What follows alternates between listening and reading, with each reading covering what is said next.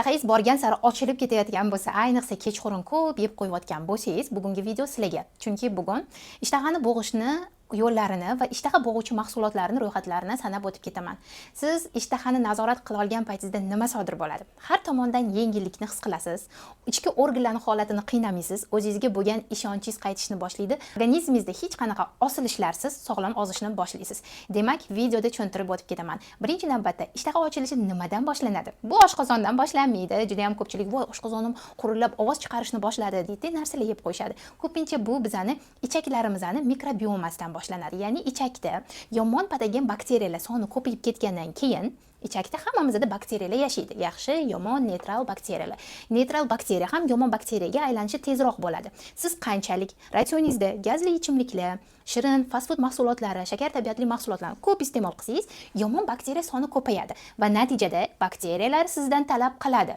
Ortiqcha ovqat va sog'lig'ingizga zarar keltiradigan ovqatlarni. Demak, mahsulotlar ro'yxatini sanayman. Birinchi o'rinda sizni ishtahangizni bo'g'ishga yordam beruvchi mahsulotlardan eng zo'ri bu avokado. Siz aytishingiz mumkin, avokado qimmat-ku deb, lekin avokado qimmat mahsulot bo'lgani bilan tarkibida foydali yog'i ko'p, omega 3 foydali yog' kislotalari ko'p bo'lgani uchun sizga to'qlik hissini tezlikda bera oladi. Aytaylik, bitta avokado emas, yarimta avokadoni nonushtingizda ikkita tuxumingiz yoniga qo'shib yeydigan bo'lsangiz, 2 soat, 3 soat o'tgandan keyin och qolmaysiz.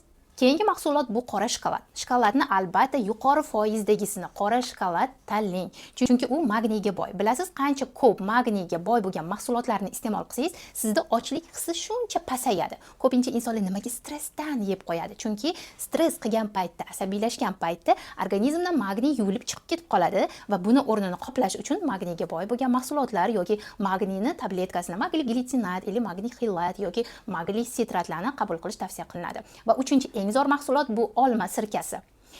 6 yillik tajribam asosidan kelib chiqib gapiramanki, 30 mingdan ortiq insonlar mana bu holatda ozishdi men bilan birgalikda va bular olma sirkasidan odatda foydalanishadi. Olma sirkasi bu ishtahani bo'g'ishga, sizni ko'p ovqat yeb qo'ymasligingizga sabab bo'ladi. Olma sirkasini har ovqatlanishdan avval 1 choy qoshiq yoki maksimum 1 osh qoshiqqa suvingizga aralashtirgan holatda ichishingiz mumkin. Agar olma sirkasi haqidagi to'liq batafsil ma'lumot kerak bo'lsa, Telegram kanalim pastda kirib ma'lumotni olishingiz mumkin. Keyingi super mahsulotlar bu oqsillar. Ya'ni ratsioningizga go'sht, tuxum, sut mahsulotlari, yong'oqlar, dukkakli mahsulotlarni qo'shing. Ana o'shanda siz ochlik hissini his qilmaysiz. Chunki oqsillar eng muhim bo'lgan elementlar va bizga ular to'qlik hissini tezlikda bera oladi. Ayniqsa emizikli farzandi 6 oylikgacha yoki 6 oydan kattalar ozishga kirishgan bo'lsangiz, ko'proq ratsioningizga oqsilni kirgizing. Va keyingi mahsulot ko'k choy. Nimaga ko'k choy, nimaga qora choy emas deyishingiz mumkin? Chunki ko'k choy bu antioksidant, u erkin radikallarga qarshi kurashadi, organizmdan toksinlarni chiqarib, sizni ozishingizga, ishtahangizni bo'g'ishingizga yordam beradi. Ozdiruvchi ziravorlardan imbir ham, ya'ni zanjabil ham ishtahangizni yaxshigina bo'g'ib beradi. Bundan tashqari MCT yog'lari bor, ya'ni kokos yog'lari deyiladi. Kokosning yog'i ham bu sizni qorningizni to'qroq tutishga va sizni ishtahangizni bo'g'ishga yordam beradi. Ozdiruvchi ziravorlardan tepada aytib o'tdim, zanjabil kerak bo'ladi va bundan tashqari kurkuma ham. Kurkumani siz kefirga, qatiqqa aralashtirgan holatda, hattoki chechevichniy suplaringizga, sho'rvalaringizga aralashtirgan holatda ham foydalansangiz, ishtaha yaxshigina bo'g'iladi. Menga sizning fikringiz juda ham qiziq. Agar siz ishtaha bo'g'ishga nimadir usulni sinagan bo'lsangiz, kommentariyalarga yozing. Ko'proq nimalardan foydalanasiz ishtaha bo'g'ish uchun? Keyingi mahsulot bu suv. Oddiy suv ishtahangizni zo'r bo'g'adi. Kun davomida 2-2,5 litr suv ichsangiz, sizdagi ochlik hissi yo'qolishni boshlaydi.